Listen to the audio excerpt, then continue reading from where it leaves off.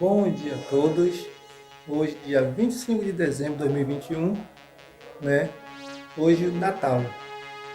Desejo a todas as pessoas do Brasil, né, que esteja tendo um dia de muita felicidade, em paz, com toda a sua família, onde quer que esteja, em qualquer local, de norte a sul, leste a oeste do nosso Brasil, esteja tendo um ótimo dia, né, 25 de dezembro, que é o nosso comemorado o Natal. Estou aqui diretamente, né, do canal Diário Sala da Amazônia, né? Estou tendo essa grandiosa satisfação de estar aqui hoje, nessa manhã de 25 de dezembro, são exatamente 9 horas da manhã, para fazer parte, mais uma vez, das grandes histórias que eu sempre conto da vida de um batalhão, de um pelotão de selva, os trabalhos executados dentro das suas autonomias, das suas capacidades, dentro de cada atribuições dos nossos militares brasileiros que sempre estão presentes em vários locais do Brasil e representando o nosso Brasil em vários países do mundo. Então é com muito orgulho, nessa data de hoje estou aqui direto do canal Diário Sala da Amazônia. E também vou falar aqui do nosso grupo Batalhão e Pelotão de Selva, que é o que hoje vai dar origem a essa parte da história de hoje, que é o prefácio, ou seja, a primeira parte do livro que faltava para ser feito o encerramento dessa história. Eu sempre conto para vocês no grupo Batalhão e Pelotão de Selva e aqui no canal Diário Sala da Amazônia. Como estava falando para vocês, direto do canal Diário Sala da Amazônia, estou aqui direto do grupo Batalhão e Pelotão de Selva. Nesse cantinho onde eu guardo as lembranças, os momentos vividos e passados em missões na nossa Amazônia, nos pelotões e batalhões de selva.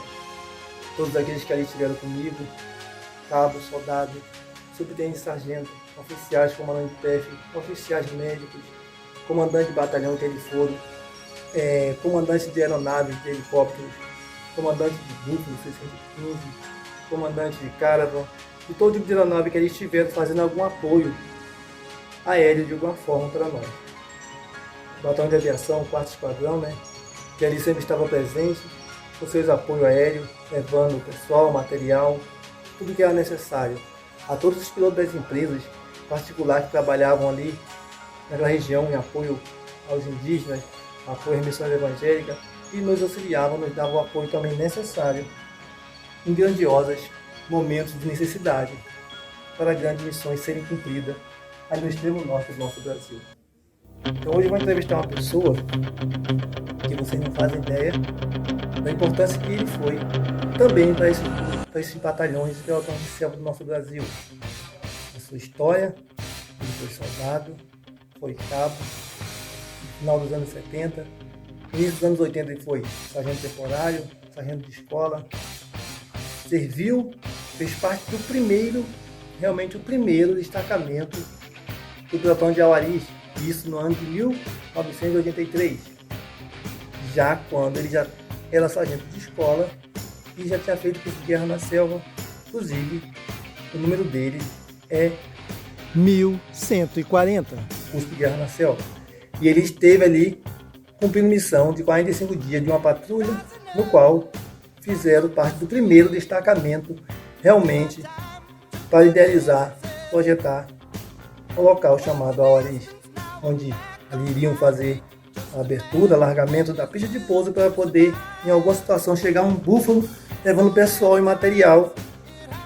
E nesse momento não foi possível, pois eles estavam em aeronaves pequenas e helicópteros, e por falta de uma bomba hidromix que deu problema, esse helicóptero nem teve como fazer os voos seguintes, levando outras patrulhas, por ocasião de não ter a bomba nem em Manaus, e essa bomba de sucção de combustível para abastecer a nave teve que ir de Brasília.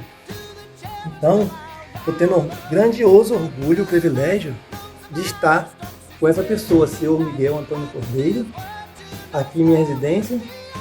Foi uma surpresa ele estar aqui depois de muitos anos.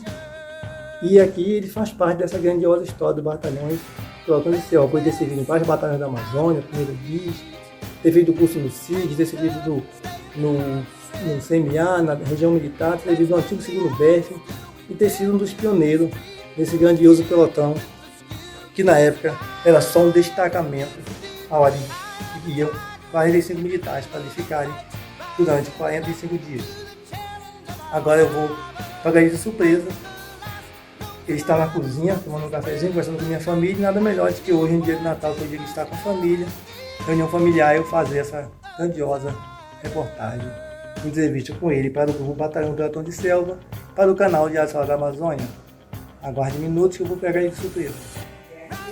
Porque a felicidade você nunca vai encontrar completa, senão... Bom dia a todos. Como eu estava falando com vocês, né? Eu estava ali fazendo o prefácio de um livro que há muitos anos eu comecei a fazer e não consegui terminar.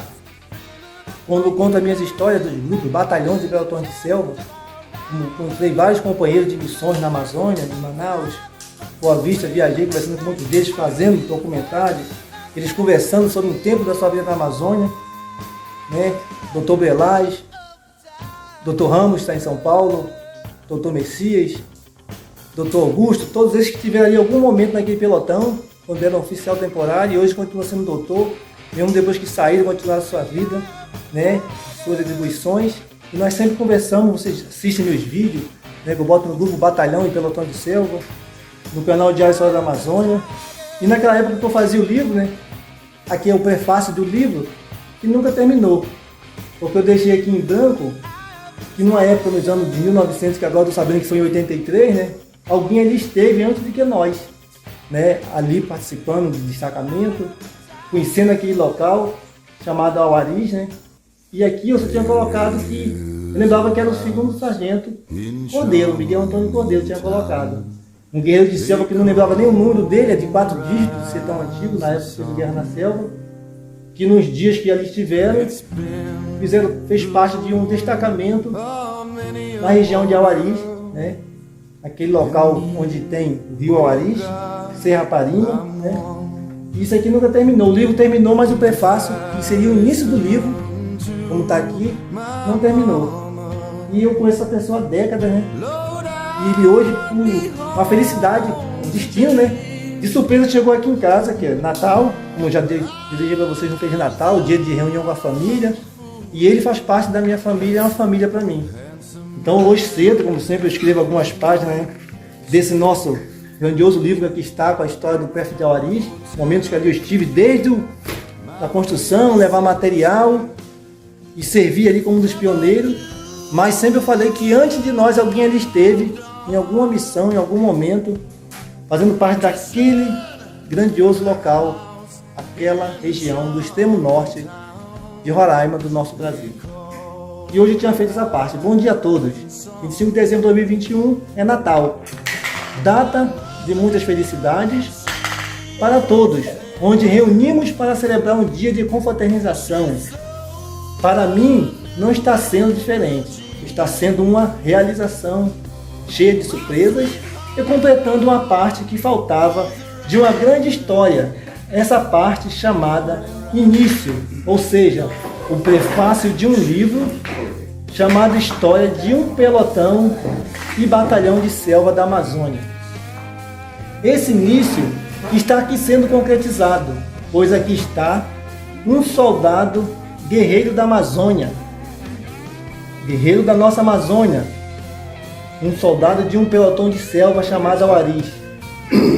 Na época, segundo BEF, soldado que quando foi o primeiro do destacamento Auaris, já era o 2º sargento. O militar completo, pois nos anos 70 foi soldado, foi cabo, já no final dos 70 para os anos 80, sargento temporário, mais ou menos por essa data pelo que ele conversa comigo. Já nos anos 80, sargento de escola e ainda um guerreiro de selva. Curso esse no início dos anos 80, pelo que eu imagino, no qual o seu número, eu não sei, mas vamos saber agora, que acho que é 4 dígitos. Qual é o número do guerreiro de selva? 40. número 1140. 4 dígitos, como eu falava para vocês. Ele participou do curso de Guerra na Selva e logo com o término do curso, ele foi para o destacamento Auaris. Época que até o comandante, o coronel, qual o nome do coronel que na época foi? Mirossen Elias. Coronel Mirossen Elias. Ali ele esteve presente por pelo menos 4 dias, pelo desenrolar dessa missão, que não foi bem sucedida, tendo em vista a aeronave que ficava fazendo o translado do pessoal de um local chamado... Qual o local que ficava? Era os militares e levavam para Auaris? Fez 2 pernas, né? Uma ia até Ericós e de Ericós até lá. Ericós, beirada do Irariquara. Essa aeronave, um helicóptero, levava o pessoal de Ericós, que era na beirada do rio Irariquara, até Auaris, porque ficaria mais próximo de fazer esse translado. O Bufo levava até lá e de lá ele levava até Auaris. A aeronave, por causa de uma bomba chamada hidromix, que faz a sucção do combustível, não teve como mais fazer esse transporte das patrulhas. E nessa bomba não existia na região e nem tampouco em Manaus, e teve que ser levada de Brasília. E o próprio comandante ali ficou nesse destacamento, o qual foi construído, né, com Paxiúba, certo? Folha elástica de Paxiúba, né? Uma construção, uma casa precária. Então foi construído com Paxiúba, né, uma casa precária, só aquele abrigo temporário, enquanto desenrolava ali a missão, que seria ampliar a pista de pouso, as laterais, para poder futuramente uma aeronave C-115 Buffalo pousar. E assim, cada vídeo, cada história que eu conto, cada parte desse grandioso acontecimento que era participar de patrulhas, de missões em pelotões de selva, em especial o pelotão de Auaris. Então muitos estiveram ali muito antes de todos nós que ali ficamos por vários dias, várias horas. Ficamos ali, às vezes até por anos, para poder ali cumprir aquelas missões lá. E não sabíamos como era antes lá, a dificuldade de estar ali presente naquela região. E muitos ali ficaram, foram novos para lá, com 19 anos de idade, 20. Deixaram a família para trás, deixaram toda a sua juventude, mas ali eles puderam estar juntamente ali com todos os efetivos que estavam naquelas grandiosas missões e representar o Exército Brasileiro, a instituição, e cumprir com todas as missões, por mais difíceis que fossem. E antes era muito mais difícil. Hoje, ainda bem que tudo está bem melhor, mais tranquilo. Todos podem levar seus familiares e ficarem juntamente com eles lá. Antigamente não havia essa possibilidade, porque era somente um destacamento, não tinha nenhuma condições de levar o familiar. Ia somente o militar para poder, aos poucos, desbravando e fazendo patrulhamentos, e levando material, fazendo a construção de cada local daquele que está ali construído. Todos fizeram parte. Desde o Miguel Antônio Cordeiro, que foi um dos pioneiros dos anos de 83/84, até os 15 dias de hoje estão representando essa Amazônia brasileira, fazendo essa segurança das fronteiras do nosso Brasil. Antigamente nós lembrávamos do Dia dos Pais, dia do aniversário do familiar, por causa dos cartões que o comandante fazia e deixava lá no nosso armário. Quando nós chegávamos de cada missão, ali encontrava a homenagem ou a lembrança de um dia que não conseguia nem lembrar, porque nós estávamos sempre nas missões em prol da segurança do nosso Brasil. E eu sou grato por ter participado, juntamente com Javimar, Nascimento, R. Silva, R. Lima, Abraão, Ivan, Celson, todos os sargentos que ali tiveram, oficiais. Sargento Pérez foi o segundo destacamento, depois o primeiro comandante oficial foi o Tenente Omac, Tenente Orne, Capitão Testoni, Tenente Zuco, Capitão Colombo, e até os que hoje estão ali presentes nos pelotões, com a sua tropa doutrinada em prol da segurança do nosso Brasil. Isso foi mais uma parte da grandiosa história. No início não tinha médico, não tinha dentista, mas depois tiveram a presença do Tenente Ramos, Tenente Augusto, né? Chegaram ali médicos que nos acompanharam no grandioso dia a dia das missões desse grande PF Auaris, 5º Pelotão Especial de Fronteira. Sentimento para aqueles que já se foram, mas deixaram as suas grandiosas lembranças em todas as missões que juntamente com nós estiveram. Que lá o companheirismo e a união nos faz tornar-nos uma família, independente de ainda estar presente juntamente com nós, mas sempre serão lembrados